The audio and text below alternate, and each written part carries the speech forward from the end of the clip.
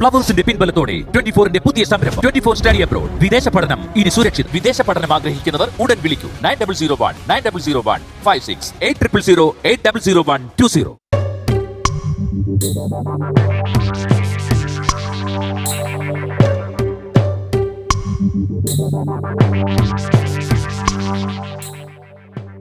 കർമ്മി, ഇതിന് എന്തെങ്കിലും ഒരു പരിഹാരം?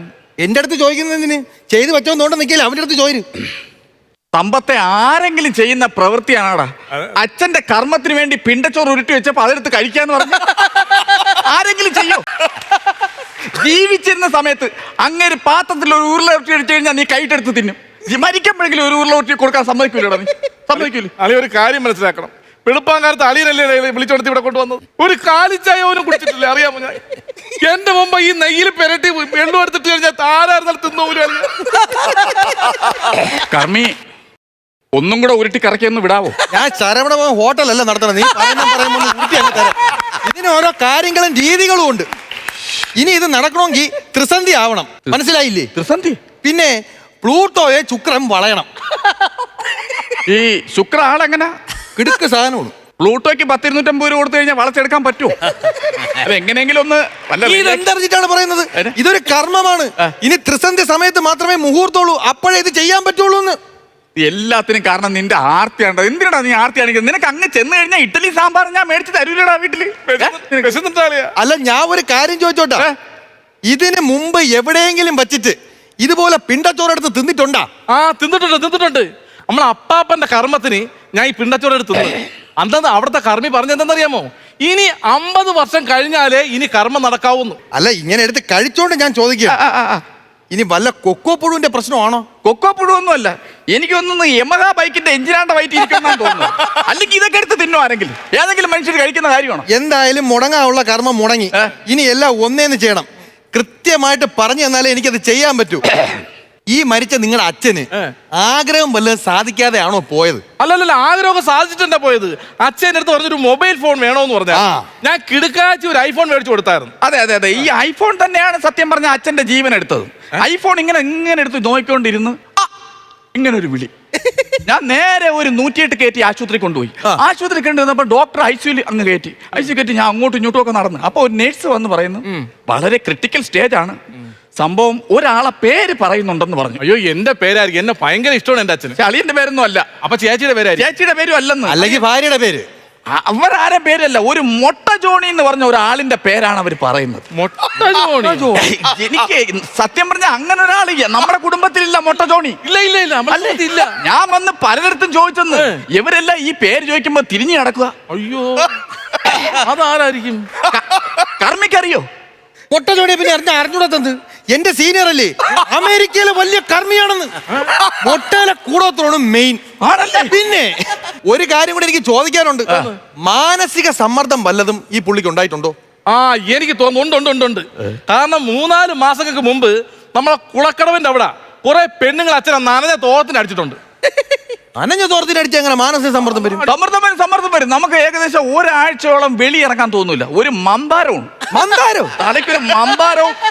നമുക്ക് ഇവിടുന്ന് ഒരു ചീവിട് പോകണൊക്കെ ഒരു സൗണ്ടും വരും. പിന്നെ അത് മാത്രമല്ല, ഈ നട്ടലിന്റെ ഇവിടെ ഇല്ലേ, ഇങ്ങനെ നീളത്തിന് വേദന ഇറങ്ങി വന്ന് നീര് കെട്ടി കിടക്കും. ഉപ്പുകല്ല് അനത്തി പിടിച്ചാലേ ഇത് മാറും. നിനക്ക് അങ്ങനെ അറിയാം? ഇതാണ് ഒരു കാര്യം പറയുമ്പോ അത് എങ്ങനെ അറിയാം? അവസാനം കറങ്ങി തിരിഞ്ഞ് പെണ്ണുങ്ങളെ തോർത്തിനടിയുള്ളത് എന്നതാക്കും അല്ലേ? അതിനല്ലേ? അല്ല, ഞാൻ ഒരു കാര്യം ചോദിച്ചോട്ടെ, പരേതന് എങ്ങനെ 6 അടി പൊക്കമുണ്ട് അച്ഛന്. 6 അടി പൊക്കം ഉണ്ടെങ്കിൽ കർമ്മം തുടങ്ങുന്ന കാര്യം ഇത്തിരി ബുദ്ധിമുട്ടാണ്. എവിടുന്ന് തുടങ്ങണോ ഞാൻ ഇങ്ങനെ ആലോചിച്ചോണ്ടിരിക്കുകയാണ്. കുഞ്ചുവരലിൽ തുടങ്ങാം. കുഞ്ചുവരലിൽ തുടങ്ങാം. ഇത് പട്ടായല മസാജ് സെന്റർ അല്ല, കർമ്മം. കുഞ്ചുവരലിൽ അങ്ങ് തുടങ്ങാം. നിങ്ങൾ പെട്ടെന്ന് കർമ്മം ചെയ്യും. എനിക്ക് പെട്ടെന്ന് കോവിലകത്ത് പോവാനാണ്. കോവിലകത്ത് ഒരുപാട് കീഴ്വഴക്കങ്ങൾ ഉണ്ടേ. ഇതൊക്കെ കേൾക്കുമ്പോഴാണ് എനിക്ക് എന്റെ പെരുപ്പ് ഇളവണത്. സത്യം കർമ്മി, ഓരോ കാര്യങ്ങൾ ചെയ്തു കൂട്ടി വെച്ചിട്ട് ഇതുപോലെ കോവിലകമെന്നും പറഞ്ഞാണ് പെണ്ണ് കെട്ടാൻ വേണ്ടി ഞാൻ വന്നത് എവന്റെ വീട്ടില്. കോവിലകത്തെന്നും പറഞ്ഞു. നേരെ ഞാൻ നോക്കിയപ്പോ ഒരു മരച്ചീനി വിള ഇങ്ങനെ നിരന്ന് കിടക്കുന്നു. നിരത്തി കിടക്കുന്നു. അതിന്റെ സെന്ററിൽ ഒരു നീല ടാർപ്പ. ഞാൻ വണ്ടി കൊണ്ട് വെച്ചപ്പോ ഈ കോവിലകത്തെ രാജാവും രാജ്ഞിയും കൂടെ ഇറങ്ങി വന്നിട്ട് എന്റെ അടുത്ത് ചോദിക്കണം, നിങ്ങൾ ഇവിടെ വണ്ടി കൊണ്ട് വെച്ചാൽ നമ്മൾ അവിടെ കിടക്കാം എന്ന്. എങ്ങനെ? നിങ്ങളിവിടെ വണ്ടി കൊണ്ട് വെച്ചാൽ നമ്മളവിടെ കിടക്കാ എന്ന്. എന്തോ ചോദിച്ചാൽ എനിക്ക് മനസ്സിലായില്ല. അമ്മക്കൊന്നും അറിഞ്ഞൂടെ? മനസ്സിലായില്ല കോവിലകത്തിന്റെ അവസ്ഥ? അഭ്യാസമൊക്കെ അറിയുന്ന ആളാണോ? അഭ്യാസം അറിയുന്ന ആളാണോന്നോ? ഞായറാഴ്ച വരണം. ഞായറാഴ്ച എന്ന് പറഞ്ഞ ഒരു ദിവസം അണ്ണാച്ചി വരുന്ന സമയത്താണ് ഇവന്റെ അച്ഛന്റെ അഭ്യാസം. ഇതുപോലെ അഭ്യാസം കാണിക്കുന്ന ഒരു മനുഷ്യനെ ഞാൻ കണ്ടിട്ടുണ്ട്. ഞാൻ ഒരു കാര്യം പറയാം, എനിക്ക് ഇവിടെ കർമ്മം ചെയ്യേണ്ട കാര്യമൊന്നും ഇല്ല. ഒന്നാമത് എനിക്ക് നല്ല ക്ഷീണമുണ്ട്. ഞാൻ ഊട്ടി നിന്നലെ കർമ്മം കഴിഞ്ഞിട്ട് വന്നതാണ്. ഈ തണുപ്പത്ത് അവിടെ കാക്കയൊക്കെ വരൂ. എടാ, ഒരു ഇല അങ്ങോട്ട് വെട്ടി വെച്ച് ഉരുട്ടി അങ്ങോട്ട് ഉരുള വെച്ച് കഴിഞ്ഞാൽ സെറ്ററിട്ട കാക്ക പറന്നു വന്നത് കൊത്തും. കാക്ക ഞാൻ മര്യാദക്ക് പറഞ്ഞു. ഞാൻ ഇത് എടുത്ത് കഴിച്ച വിഷയം സത്യം പറഞ്ഞ എന്തിനാണ് ഇതെല്ലാം കാണിക്കുന്നത്? എന്തിനാണ് കാണിക്കുന്നത്? ഒരു മര്യാദ എന്ന് പറഞ്ഞ ഒരു സാധനം. അല്ലാതെ അവനെ ചുമ്മാ ഇങ്ങനെ വഴക്ക് പറഞ്ഞ ഒരിക്കൽ വഴക്ക് പറഞ്ഞില്ലേ, അത് വിട്. ഇവരെടുത്ത് കഴിച്ചോണ്ടല്ലേ ഇതെല്ലാം കേൾക്കേണ്ടി. ഞാൻ വിളിക്കാം, സമയമാകുമ്പോ ഞാൻ വിളിക്കാം. അങ്ങോട്ടും ഇങ്ങോട്ട് മാറിയില്ല ഓരോ കാര്യങ്ങള് അല്ലെ ഞാൻ പറയാം. നമ്മുടെ വസ്തുവിന്റെ വീടിന്റെ കാര്യം ഞാൻ പറയാം. അളിയ 20 സെന്റും വീടും എന്റെ പേരിൽ അങ്ങ് എഴുതി തന്നേക്കണം. അയ്യോ, അത് പറ്റൂലിയ. അച്ഛൻ മരിക്കുന്നതിന് മുമ്പ് ഈ വീടും വസ്തു എനിക്ക് ഇഷ്ടദാനം തരാന്ന് പറഞ്ഞതാ. ജീവിച്ചിരുന്നപ്പോ പുള്ളിക്ക് നിന്നെ ഇഷ്ടമല്ലായിരുന്നല്ലോ, പിന്നെ ഇഷ്ടദാനം തരണം പുള്ളി. അതല്ലെന്ന്, അത് എനിക്ക് വേണോ? ഞാൻ ഇളയ മോനല്ലേ അളിയ, എനിക്കല്ലേ വേണ്ടത്. നിങ്ങൾക്ക് വീടുണ്ടല്ലോ വേറെ. എനിക്ക് ഇതിന് അവകാശമില്ല അളിയ. എനിക്ക് ഞാൻ ഒരു കാര്യം പറയാം. സത്യം പറഞ്ഞാൽ എന്റെ അച്ഛനെ പോലെ ഉണ്ട ഞാൻ എന്റെ വൈഫിന്റെ അച്ഛനെ കണ്ട. ഞാൻ വേറൊരാളായിട്ട് കണ്ടു. ഞാൻ ആ മനുഷ്യന്റെ സത്യം ഇന്ന് വരെ പറഞ്ഞിട്ടില്ലടാ. ഈ ഞാൻ ഫോട്ടോ വേണേ കർമ്മം ചെയ്യാൻ പരേതിന്റെ ഒരു ഫോട്ടോ പറയുമ്പോഴാളിയ ഇത് തന്നെ മുണഞ്ഞോ അപ്പൊ നല്ല ജീവിതം. അങ്ങനെ ഒരു നല്ല മനുഷ്യൻ സത്യം പറഞ്ഞാൽ എനിക്ക് അത്ര ഇഷ്ടമാണ്. അപ്പൊ നമുക്ക് മൊത്തമുള്ള 20 സെന്റ് 2 നില വീടാണ്. അപ്പൊ ആ 10 സെന്റ് എന്റെ പേരിൽ 10 സെന്റ് തരാം. 10 സെന്റ് അളിയെടുത്തോ, ഞാനും എടുത്തോളാം. മുകളിലത്തെ നില അളിയനെടുത്തോ. അല്ല, ഒരു കാര്യം ചോദിച്ചോട്ടാ, ഈ മരിച്ചുപോയ ആളെ ഇവിടെ വല്ല മറകു വല്ലതും ഉണ്ടായിരുന്നാ? ഓ മറുകുള്ള ആള് തന്നെ, മറുകുള്ള ആള്. അപ്പൊ അത് തന്നെ മേളം നില അളിയനും താഴെ നില എനിക്കും. ഓക്കെ 10 സെന്റ് കറക്റ്റ് വീതിക്ക്. അല്ല, ഒരു കാര്യം ചോദിച്ചോട്ടാ, ഈ മരിച്ചുപോയ ആളെ ഇവിടെ ടാറ്റു വല്ലതും, ശൂലത്തിന്റെ ടാറ്റു വല്ലതും കുത്തിയിട്ടുണ്ടോ? അപ്പൊ നമുക്ക് അങ്ങനെ തീരുമാനിക്കാം. വലിയ മാമയെ കൊണ്ട് സമ്മതിപ്പിക്കേണ്ടത് നമ്മുടെ അല്ല, പേപ്പർ വർക്ക് ഒക്കെ ചെയ്യണം, പെട്ടെന്ന് ചെയ്യണം. അതെ അതെ. ഒരു കാര്യം ചോദിച്ചോട്ടാ, ഒരു മിനിറ്റ് നിൽക്കണേ. ഇവൻ എന്തൊക്കെയോ ഉണ്ട്. എന്താ കാര്യം എന്തോന്നാണ്? വീതം വയ്പ് കഴിഞ്ഞാ? അല്ലല്ല, സംസാരിച്ചപ്പല്ലേ ഇടയിൽ കയറി വന്നത്. അല്ല, എങ്ങനെ വീതം വയ്ക്കാൻ പരിപാടി? രണ്ടാക്കാനുള്ള പരിപാടിയാണ്. പറ്റൂല, അത് മൂന്നാക്കണം. മൂന്നാക്കുന്ന എന്ത് തന്നെ? നമ്മൾ രണ്ടുപേരല്ലേ ഉള്ളു. 12 വർഷം മുമ്പ് എന്റെ അമ്മയെ ഉപേക്ഷിച്ച് പോയ ആളെ ഞാൻ കണ്ടുപിടിച്ച് പച്ച മടലിനടിച്ച് കിടത്തണം അവനെ. അവനെ കണ്ടുപിടിച്ചെങ്കിൽ ഇതാണ് എന്റെ അച്ഛൻ. അയ്യേ, അതെന്തേ കർമ്മി? ഇത് എന്തോന്ന് പറയണത്? എന്റെ അച്ഛനാണെന്നത്. നിങ്ങൾ ഇത് കൊണ്ട് അങ്ങോട്ട് ഇങ്ങോട്ട് ആവശ്യമില്ലാത്ത കാര്യം പറയണം. ഇത് അച്ഛനാ, എന്റെ അച്ഛനെന്ന്. 20 സെന്റ് 2 നില വീടെന്ന് കണ്ടപ്പോ അച്ഛനെ മാറ്റി പറയുന്നത്. നിങ്ങൾ ഇത് എന്തോ പറയുന്നത്? ഇത് മോശമുള്ള കാര്യമാണ്. ഞാൻ ഒരു കാര്യം പറയാം. എങ്ങനെയെങ്കിലും ആണ് ഒരു 10 സെന്റ് ഒരു വീട് ഞാൻ എങ്ങനെയെങ്കിലും ഒപ്പിച്ചെടുക്കാൻ നോക്കുന്നത്. അപ്പൊ അതിന്റെ ഇടയിൽ കൂടെ നിങ്ങൾ ഇങ്ങനെ കാണിച്ചു കഴിഞ്ഞാൽ വേറെ ഒരുപാട് നല്ല പണക്കാർ വരും. നല്ല അച്ഛനെ നോക്കി പറഞ്ഞാട് കേട്ടോ. അഞ്ഞെടു എന്റെ പൊന്നേ.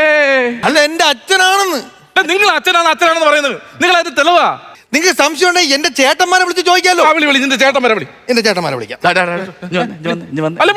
അല്ല കർമ്മി, ഒരു നിമിഷം പറയണ കേക്കണ സമ്പത്തെ. സത്യം, ഈ ചേട്ടന്മാരെ വിളിക്കാൻ നിൽക്കണ്ട. ഒരു സൈഡ് വെച്ച് നോക്കുവാണെങ്കിൽ നിന്നെക്കാട്ടിയും ഫിഗറാണ് നിന്റെ അച്ഛന്റെ ഫിഗർ കർമ്മിക്കുണ്ട്. വേറെ കൊണ്ടല്ല പറയുന്ന. പിന്നെ അഥവാ ഈ ചേട്ടന്മാര് വന്നു കഴിഞ്ഞാൽ 20 സെന്റ് നാഴി കളന്ന് കൊടുക്കേണ്ടി വരും നമ്മൾ. വേണ്ട, അതല്ലേ പറഞ്ഞ വിളിക്കണ്ടെന്ന് പറ. വിളിക്കണ്ട. നമുക്ക് തീരുമാനം ഉണ്ടാക്കാം. ഉറപ്പാണ്. നമുക്ക് അങ്ങനെ വിശ്വസിച്ച് ഉറപ്പിക്കാനൊന്നും പറ്റത്തില്ല. അല്ല, അങ്ങനെ ഉറപ്പിക്കാൻ പറ്റില്ല. ഈ ആകെ 20 സെന്റ് 2 നില വീട് എങ്ങനെയാ നമ്മള് 3ആയിട്ട് തിരിക്കുക? ഞാൻ ഒരു കാര്യം പറയാം. വീതിക്കുന്നെങ്കിൽ 3ആയിട്ട്. ഒന്നാമത് എനിക്ക് എന്റെ അച്ഛനെ കിട്ടിയ സന്തോഷത്തിൽ നിൽക്കുകയാണ് ഞാൻ. ഇല്ലെങ്കിൽ ഞാൻ ഇത് കേസാക്കും. കേസാക്കും. അതങ്ങനെ കേസൊന്നും ആക്കേണ്ട കാര്യം. നമ്മള് 2 മക്കളാണ്. ചേച്ചി ഫോൺ ഞാൻ പറയാം. നിന്റെ അച്ഛൻ ഇതിന് മുമ്പ് എവിടെയായിരുന്നടാ? ഒരു 6 മാസമൊക്കെ മുമ്പ് ബോംബെയിലായിരുന്നു. ബോംബെയിൽ അവിടെ എന്തോ ജോലിയായിരുന്നു? അവിടെ ഫില്ലർ വാർപ്പായിരുന്നു ജോലി. അയാൾക്ക് ഫില്ലർ വാർപ്പല്ലായിരുന്നു പണി. പിന്നെ അവിടെ പിള്ളേരെ വാർപ്പായിരുന്നു. എടാ, വീട്ടിലൊരു 12 പേര് ബോംബെ വന്ന് നിൽക്കുന്നു. അയ്യോ, പിന്നെ അതുകൊണ്ട് ഇത് ഒരു കാര്യം ചെയ്യും. ഈ വസ്തു 3ആയിട്ട് വീതിക്ക്. അതല്ലെങ്കിൽ മുംബൈ ഇന്ത്യൻസ് ടീമിന് പോവടാ മൊത്തം സ്വത്തും. എന്റെ പൊന്നേ,